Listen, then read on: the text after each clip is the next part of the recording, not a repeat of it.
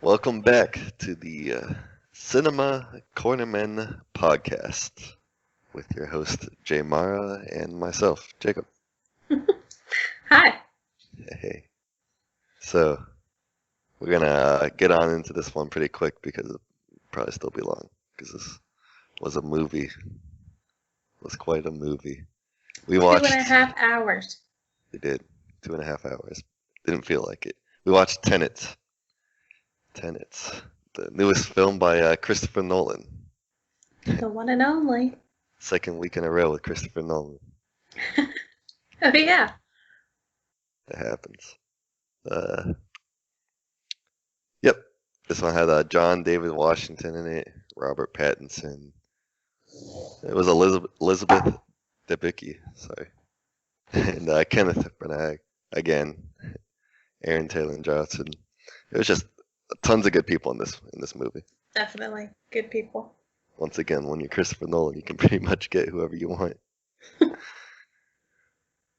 And this time he went with Ludwig Göransson for the music, which was different. Who does he usually use? Oh my god, the name is escaping me right now.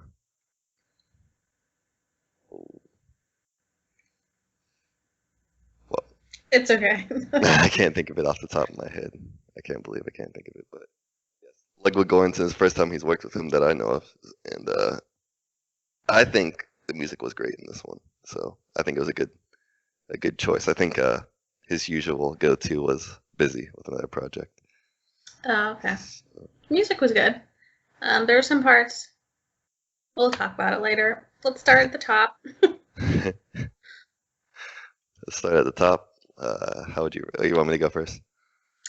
Yeah. It's Hans Zimmer. That's who it is. Oh, Hans Zimmer's the one. Him. I mean, I know him. Yeah. Hans Zimmer. That's the usual go-to. Anyway, sorry. I rated this one overall 7 out of 10. 7 out of 10. Really? Mm-hmm. Huh. Is that your highest so far? I don't remember what Dunkirk was. I think Dunkirk was also a 7. That was a 7, yeah. Yeah.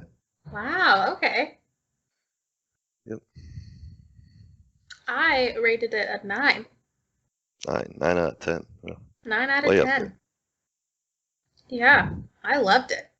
Nice. Yeah. I did, and it's not to say that this is, a subpar movie or anything. It's a great movie. That's what you're saying. It wasn't for me, is what I'm saying. Okay. For me. I guess we'll get into it now. What did you like about the movie? The goods? The goods. What are the goods? So I loved the action scenes. I don't know, they were probably my favorite part of the movie, just because of the whole side-by-side present and past in the same shot. Like, that was just, my brain was just latching on to every second of those scenes. And I loved it. I loved that it grabbed my attention. Yeah. The fight scenes, the plane crash, whenever they're driving around, all that, yeah. All of it. And there are so many foreshadowing moments in those scenes, that's probably my favorite part of the whole movie, is all of the foreshadowing. I love predicting what's gonna happen, and all of the foreshadowing, I was in it. I was in it, I was grabbed. It was perfect. Loved the action scenes. The whole thing. Oh yeah, they were great. And they weren't jarring. Which I liked. It didn't feel like I couldn't keep up with what was happening. Oh yeah, and the first one I did feel that way, but then I think after the first scene, the first scene, I couldn't really keep up, and I was just confused on what was happening and why they were acting so funny. But then my brain kind of caught on, and then after that, it was okay. When you say the first scene, you mean the first scene with reverse stuff in it? Right. That fight scene? Okay, yeah. Okay, I see. I thought you meant the opening scene of the movie. Okay. The opening scene. Oh, I liked the opening scene. I don't know, I love those foreshadowing moments. When the gun came back, I don't know if you remember that, but that was the first time we saw the inversion bullet. where it shot into the seats of the into the opera. Wall. Yeah. Right. And like that just kind of makes you think, and I love guessing. Like, okay, what was that? What's going to happen? What was that? When is he going to find out what it was?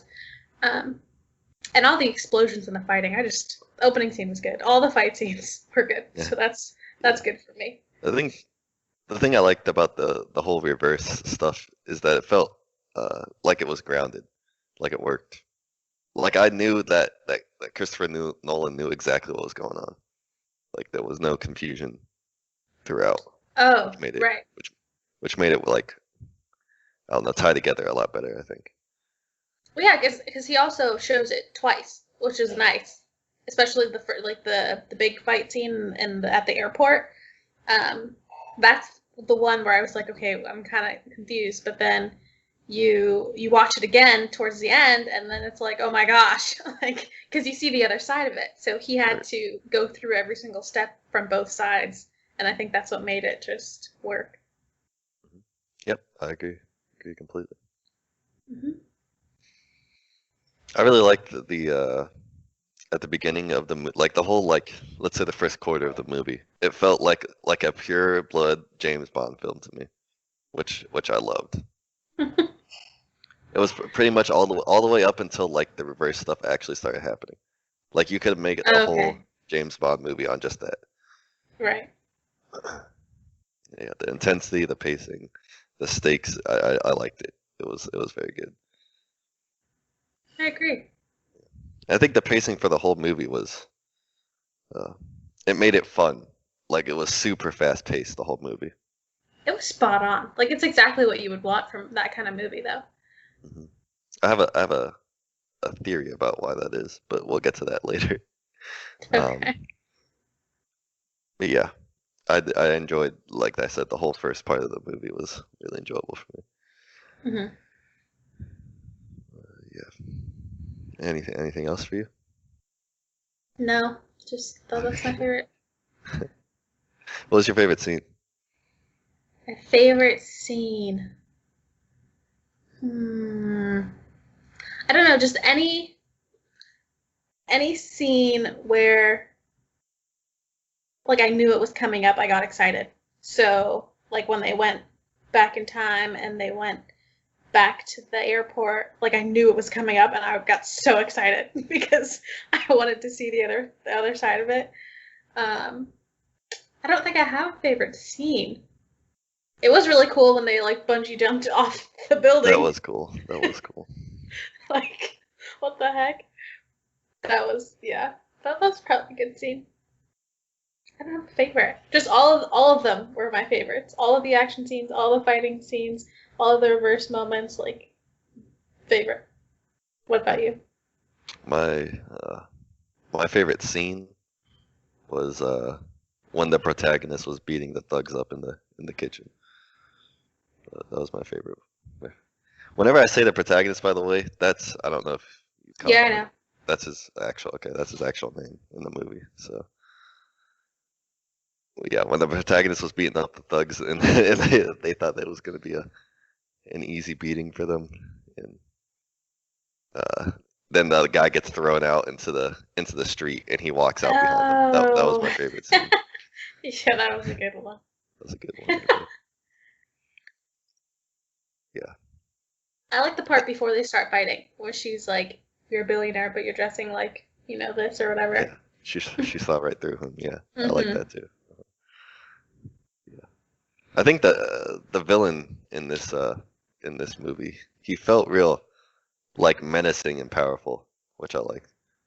Definitely not admirable in any way, but like a true villain, like somebody you had to be careful around, which I liked a lot. Yeah, I think he was a really good villain. I don't think that there's anything wrong about his character to me. Everything that he did, everything that he said, every move that he made seemed right. Yes, exactly. Compared to other villains that we've watched. Yeah, exactly. Calculated, I think, is the word. Yeah. Which I liked. I also like Neil's character. Neil, Robert Patinson. Yeah. Sure. I just think the character itself was like really well done.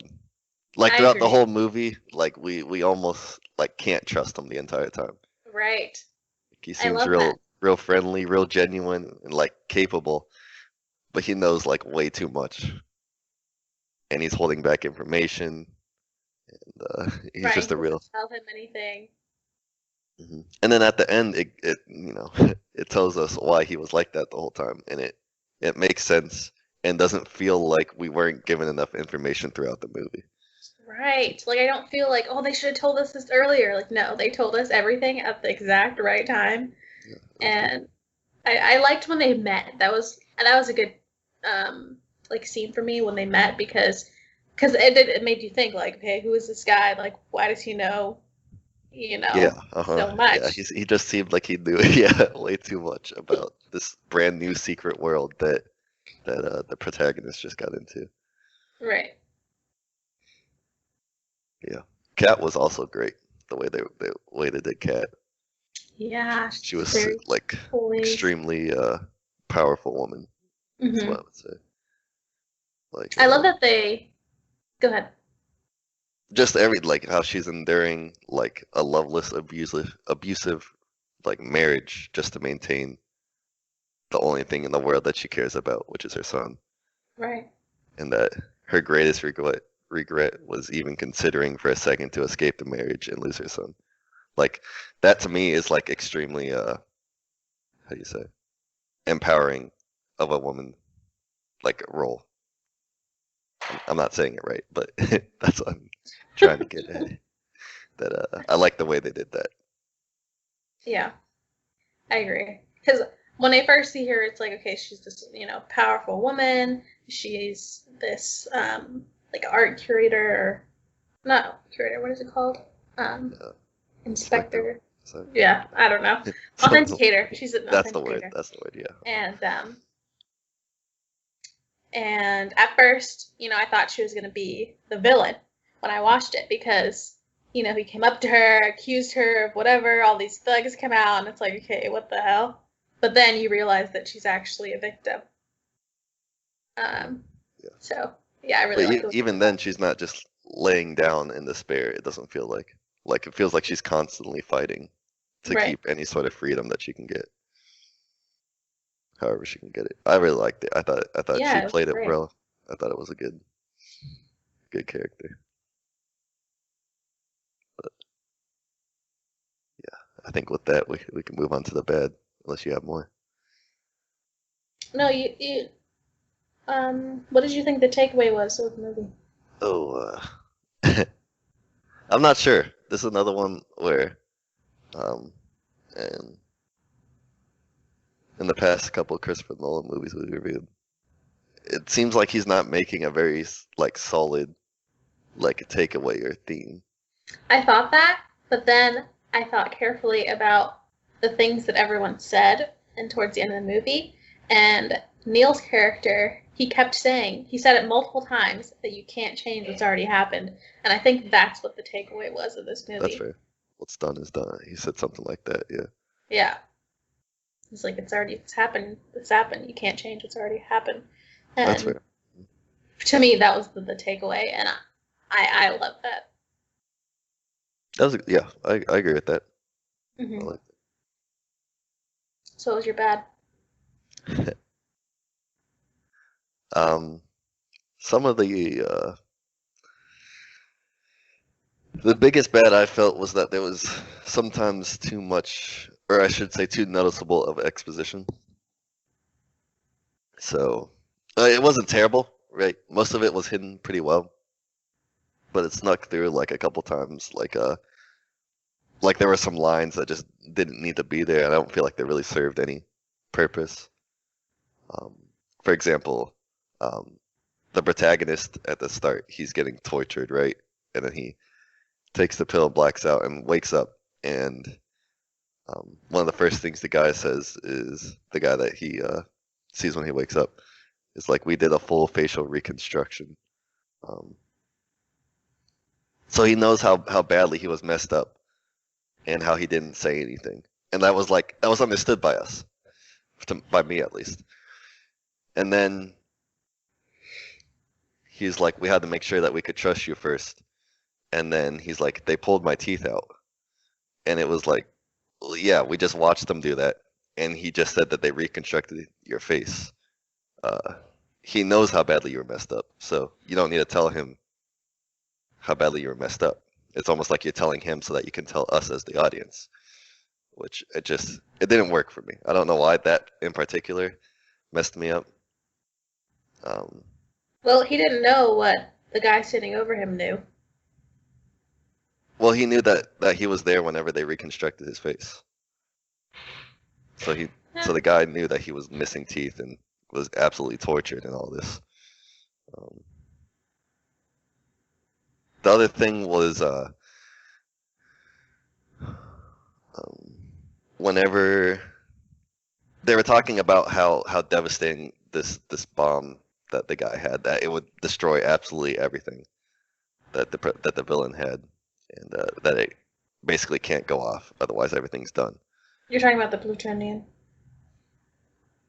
Yeah, and they're I think they're in a helicopter, or it was when they're in the crate. It was like one of those two, and Kat is laying on like a stretcher, and whenever they say that, she says the line is something about including her son. And it was just like an unnecessary line that like it almost felt like she was forcing us to remember her son, which we didn't. I don't feel like we needed, right? If they did like a close up on her face or something of her like seeming surprised or like realizing this, I feel like it would have been a lot more impactful than her just saying, "My son would also be included in the trillions of people that would die from this." So maybe I was didn't get any of those. At that, but okay. And I don't remember what scene you're talking about with her and her son.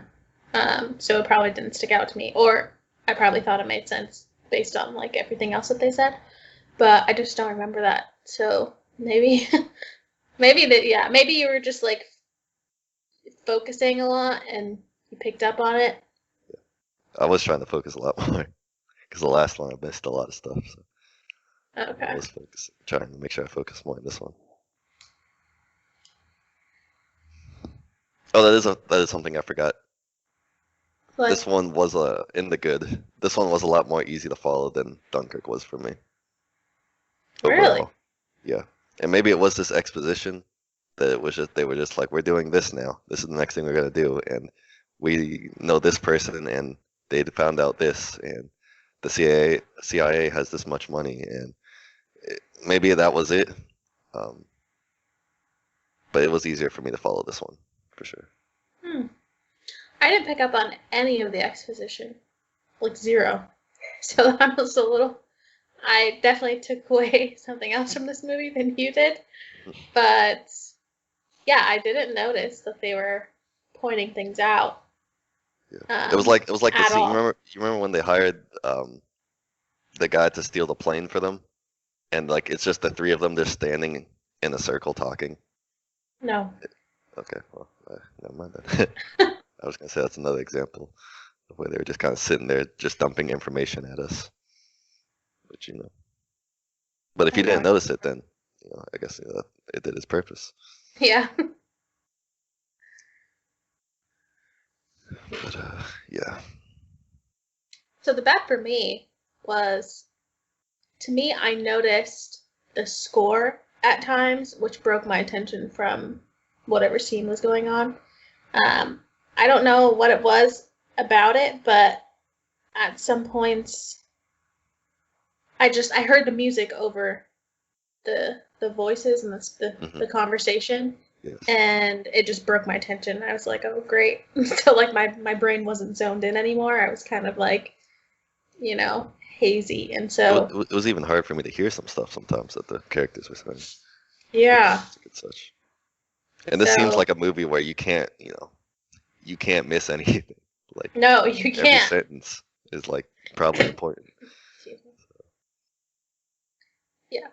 So that was just something that I noticed. And then I'm not even sure what Tenet was, like the actual word, because I don't know if I just missed that completely, but yeah, I just wish I knew what it meant. Like, is it, I don't know. Like, is it just forwards and backwards? Is that it? Like, there's nothing more? Was the group called Tenet? I don't remember. The group was, he's like, it was whenever they first brought him into the program. It's a program. And they said the Tenet program. Usually in a movie, they say the title or like they explain what it is, but like I don't remember. He was like, I can only tell you one thing, and then he just said the word Tenet. Like he's like, I can't tell you what your name is gonna be. I can't tell you anything really. Just the word Tenet. Is that the word that he said to Laura, like when they were shooting the gun? He said something Tenet. Well, when he first saw her. Yeah. Yeah. Okay, because he said he did say something will open doors for you, but don't use it too much because it was the word. So the word was Tenet. Yeah. Okay. Yeah. So if it was the name of the program, then okay. I missed the one they said that was the name of the program, but yeah, I was just confused. I did notice that. It's like if you miss like half of a line of dialogue, you were gone for like 5 minutes trying to catch up.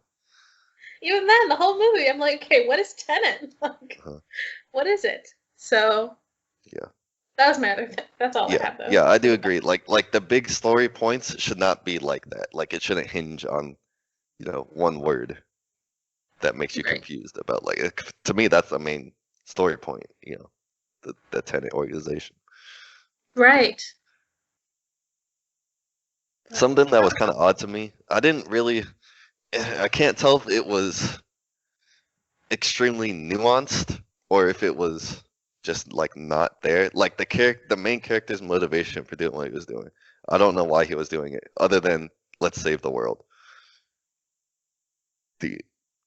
Wasn't he a part of the CIA and then he died? So now he's in another organization that doesn't exist, and they're trying to stop World War III. Okay. Yeah. Yes, that is correct. But you mean like why he joined the CIA? Why is he like what's keeping him motivated to do this stuff? Oh. Yeah, I don't know why he's doing what he's doing. Also, it seems like he just has like almost free reign to do whatever he wants. Yeah, no one's controlling him. He has unlimited resources. Yeah, there's no like boss that he answers to, nothing. He's just the guy. Which is, cool. I like it, but I wish they would acknowledge that he was like that at some point. Like working for someone? Not even, at least say that he's the top. He's the only one. He has no backup. But it didn't seem, I don't know. Yeah, things would just happen. So, I agree. It would have been a way longer movie if they explained that. Yeah, that's true. But that's probably something they decided to cut out and didn't really need.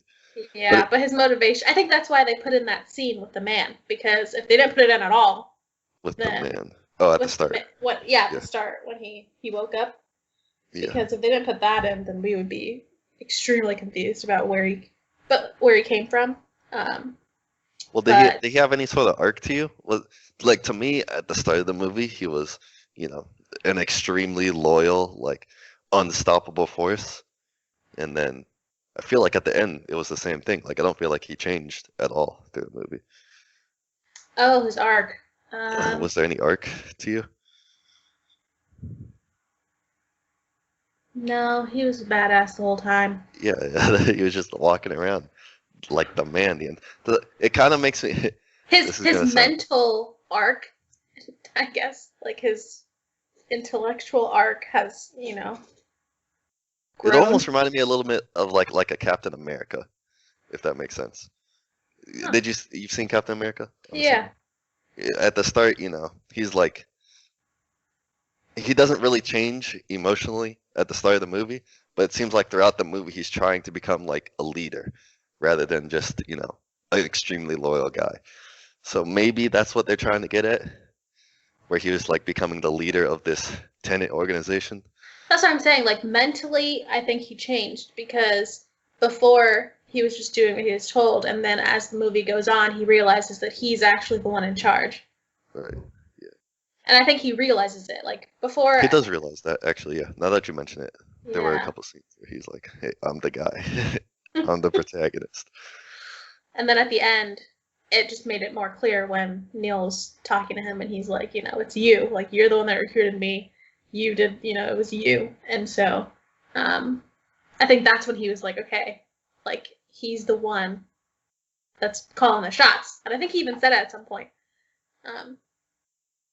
But yeah. That's sort of an arc, a mental arc. A little bit. It just seemed like a little push to the back, you know. Right. For the main character. So maybe that wasn't. See, the thing is, I feel like Christopher Nolan is too good of a director to have his main character have no sort of arc. It's almost like it was intentional. Like he wanted us to like feel like it was us, maybe. But that's I don't know. I didn't notice that. Yeah. Like to me. I don't know. Carry on. What were you saying? To me, his character, you know, grew perfectly fine. I don't think it should have been more or less or anything. I think his character was pretty spot on. Yeah. Well, is there actually the only other thing that I was gonna put here, I guess, is that the final scene did not work for me. The final like big battle with the two teams, the red and blue team. Oh. I was trying to keep up, and I just like that was the only time in the movie where the reverse stuff confused me. Like I couldn't tell who was going forward and who was going backwards. They seemed to both be going forwards, and then they weren't. At the beginning and the end, it was very clear who was going forward and who was going backward, and the perspectives. In the middle, with the buildings collapsing and them singing up their watches at 5 minutes, and then all the explosion, and then move like that was way confusing. Like you didn't know who caused it, who was like trying. You know, it was confusing. I can agree with you. I think that I tried not to focus on it because I was so confused, so I tried to focus on like the individual characters instead. And that's when it, you know, became more enjoyable to watch. Right.